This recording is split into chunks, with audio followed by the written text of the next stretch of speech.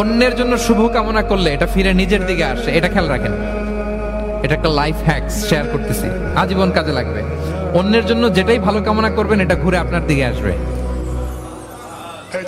অনেকে বলে হুজুর ওর জন্য দোয়া করে আমার কি লাভ? নিজের জন্য আল্লাহ আমারে মাফ করে দাও, আল্লাহ আমারে সমৃদ্ধি দাও, আল্লাহ আমার বেতন বাড়াও, আল্লাহ আমার ব্যবসায় বরকত দাও, আল্লাহ আমার ছেলেরা হাফেজ বানাও, আল্লাহ আমার বউ, আল্লাহ আমার মেয়ে, আল্লাহ আমার আমার আমার সব আমার ভালো আপনি চাচ্ছেন নিজের জন্য, অন্যদের জন্যও চান। আল্লাহ আমার সব ভাইদেরকে মাফ করো, আল্লাহ আল্লাহ আমার গোটা মুসলিম উম্মাকে তুমি বরকত দাও, কল্যাণ দাও, নেতৃত্বে আসার তৌফিক দাও, আল্লাহ সবাইকে সুস্বাস্থ্য দাও। এটা ফিরে আপনার দিকে আসবে।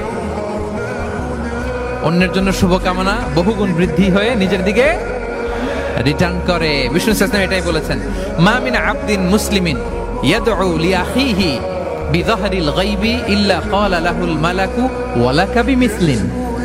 কেউ যদি তার ভাইয়ের অনুপস্থিতি তার ভাইয়ের জন্য দোয়া করে, ফেরেশতারা ওই দোয়াটা তার জন্য আগে আগে করে। তাহলে অন্যের জন্য শুভকামনা করলে